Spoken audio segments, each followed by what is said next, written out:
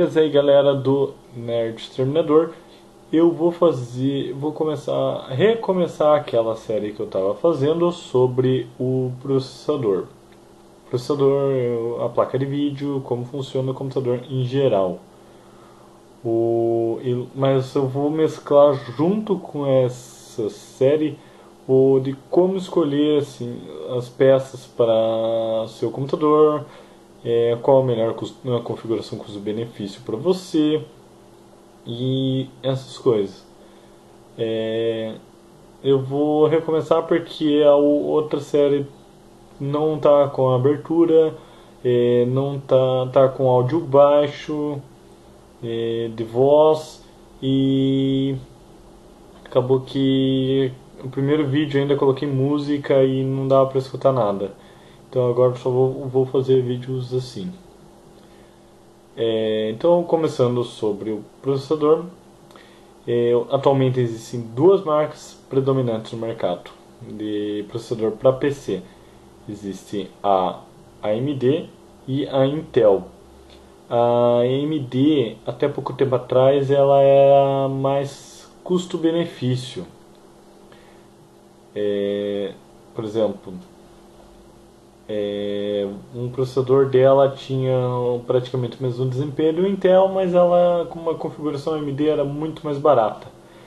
Enquanto que, né, para Intel tinha um pouco mais de desempenho, mas era pouca coisa, não compensava. Eu vou explicar melhor isso no vídeo que eu fizer depois sobre o como escolher suas peças, né? Então, indo agora, assim, só isso de essas duas marcas, a AMD e a Intel. A AMD ela acaba não tendo tanto custo-benefício atualmente. Algumas com poucas configurações são custo-benefício. Mas eu explico depois isso mais para frente. A arquitetura atualmente usada nos processadores de PCs é a x86 e é uma variação do x86, como se fosse uma variação, porque ela não é uma variação, e sim uma evolução. Ela evoluiu do x86 pro x86 64 bits lá em 2006, eu acho, com o AMD Athlon 64. Atualmente praticamente todos, eu acho que apenas os Intel Atom não são compatíveis, alguns modelos não são compatíveis com 64 bits, de resto todos são compatíveis com 64 bits, tanto da AMD quanto da Intel. Inclusive o Celeron da Intel e aqueles AMD A4, A6 da AMD, que são APUs. Mais para frente eu explico o que é APU. Então,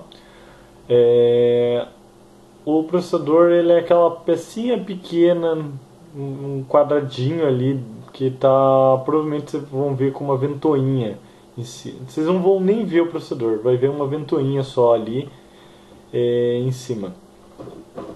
O processador está embaixo, ela é uma pecinha, sei lá, dessa finura aqui, talvez isso seja grosso ainda para o processador, e um quadradinho desse tamanho assim de lado ali. Não é muito grande, mas essa é aquela parte de metal, porque dentro ele é menor ainda, o processador em si ele é desse tamanho assim, bem pequenininho. O processador ele tem dentro dele a memória cache, tem os núcleos. Os núcleos eles são, digamos, o processador propriamente dito, né? No caso de processadores multinúcleos como um Core i3, um Core i5, eles têm mais de um núcleo, ou seja, como se fosse 2, 4, 6, 8, depende do modelo do processador. É como se fosse mais de um processador dentro dele. Tanto é que no Windows ele enxerga como mais de um processador. Abaixo do Windows 7, né? Aquela barrinha que tem Em processador, no gerenciador de tarefas, ele mostra 2. Então, e a memória cache, ela é uma memória como se fosse uma memória RAM, mas dentro do processador. Isso surgiu porque a memória, a distância, a velocidade entre o processador e a memória RAM estava muito baixa, e por causa da distância que tinha ali entre os dois, tinha essa velocidade baixa e demorava demais. Ou seja, para o processador ganhar desempenho, teria que colocar uma memória mais perto, mais rápida do processador. Então eles colocaram uma memória dentro do processador, que é a memória cache. É cache, como se escreve C-A-C-H-E, mas se fala cache. Não é cache, não é cache, é cache. Tipo de dinheiro em inglês, cache. E ela começou, a memória cache, voltando depois dessa, a memória cache ela começou com 8 KB dentro do processador, e foi aumentando, e atualmente a memória cache L1, que começou, né, primeiro nível, ela normalmente tem 32 ou 64 bits, 64 KB, e ela é dividida na metade. Assim, metade para dados e metade para instruções. Isso aumenta o desempenho do processador. Ele tem que buscar as instruções, em vez de ele buscar na memória RAM, ir até a memória RAM, buscar e retornar para o processador, ele vai para a memória cache, volta para o processador. É muito mais rápido. E a memória cache acabou chegando assim, não no limite, mas precisava de algo mais. Então eles colocaram uma memória um pouquinho mais afastada, mas maior. Mas maior, não mais maior, antes que queiram corrigir. Ela é maior. A memória cache L2, que atualmente ela tem aí uns 4 megabytes, e depende se é Intel ou AMD, ela pode ser, por exemplo, pode ser dividida entre todos os núcleos. Por exemplo, tem 4 megabytes, é quad-core, ou seja, 4 núcleos, ela fica dividido, e teoricamente ficaria 1 megabyte para cada núcleo. Ou no caso da AMD, como são em módulos, ficaria os 4 megabytes, 2 módulos, ficaria 2 módulos, e dentro de cada módulo 2 núcleos. Ficaria 2 MB para cada núcleo, ou 2 MB para cada módulo. E daí essa divisão da AMD, na teoria, era para ser melhor, mas ela acabou não sendo tão boa, e por isso que a Intel é um pouco melhor. E atualmente também tem a memória cache L3. Ela é um pouco mais afastada ainda, e ela é bem maior, chega a 16, 24 megabytes. E ela é dividida entre todos os núcleos mesmo, para ser bastante mesmo.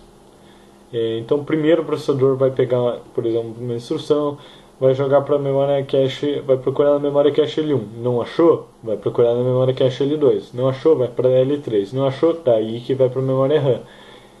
Então, isso aumenta o desempenho do processador, e sim, aumenta a velocidade de dados, e evita que a memória RAM tenha que ser acessada toda hora, tem que procurar dados toda hora. Então, sim, foi uma melhoria que começou, acho que no 486, um pouquinho antes, um pouquinho depois, mas mais ou menos nessa época, ou seja, faz tempo que está sendo implementada a memória cache. Então, vou falar do núcleo agora, do processador.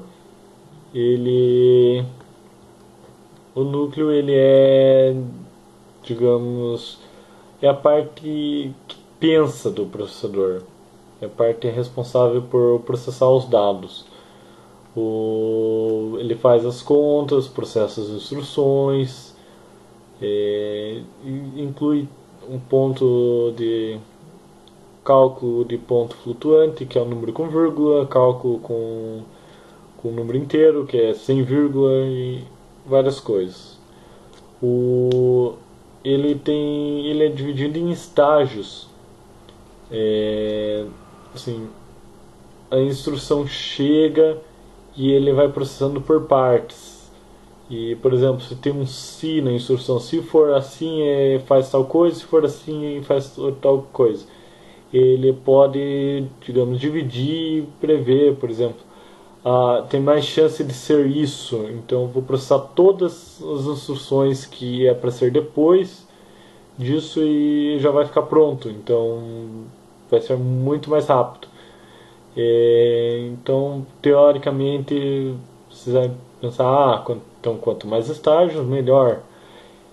Não necessariamente, o Pentium 4 ele fez muitos estágios e não deu muito desempenho a mais. Atualmente acho que eles não estão aumentando o nível a quantidade de estágios e sim melhorando os estágios que eles têm, é, melhorando o desempenho deles. Então, sim, é muito mais fácil e mais prático você só aprimorar uma tecnologia que você já tem ali, garantida que está funcionando perfeitamente, do que tentar ir para uma nova arquitetura. E que eu falei das instruções, o processador ele não recebe, por exemplo, palavras inteiras assim, faça isso, faça aquilo. Ele recebe micro instruções, ele recebe instruções que depois quebram em micro instruções, que é, por exemplo, soma A mais B. O A está no registrador A e o B está no registrador B. Então, isso está dentro do núcleo. O registrador, eu não falei, mas ele armazena um valor em binário. Por exemplo, atualmente ele é 64 bits, um pouquinho maior que 64 bits por causa de outros valores. Mas ele armazena até praticamente 64 bits, um pouquinho mais ali. Por exemplo, é número 220. Ele armazena em binário dentro dos 64 bits.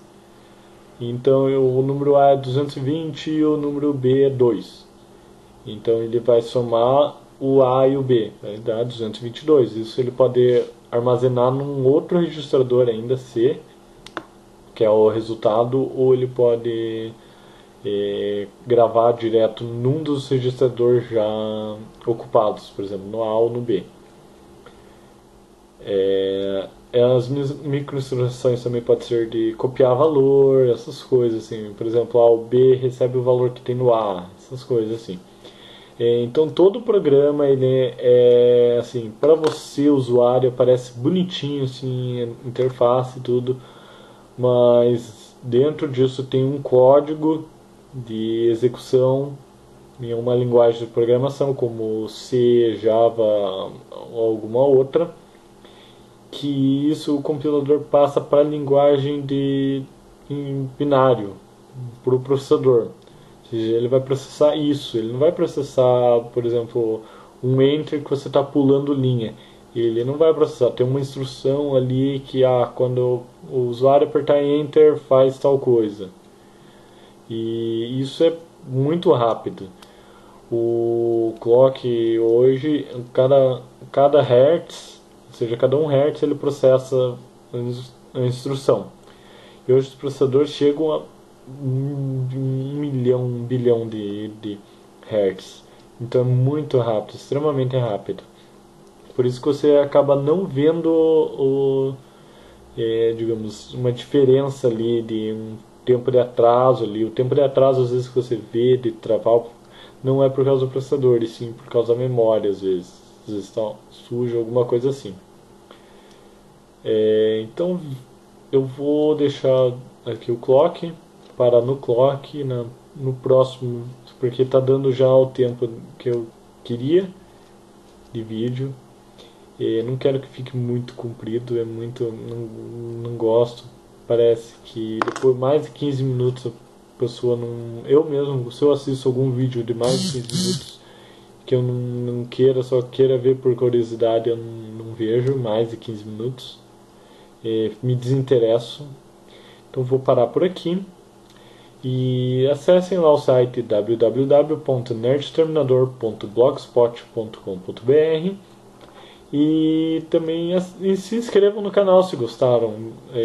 Quanto mais assinantes do canal tiver, mais vídeos eu vou tentar fazer, postar e tudo mais. Eu vou tentar postar pelo menos um vídeo por semana, talvez mais.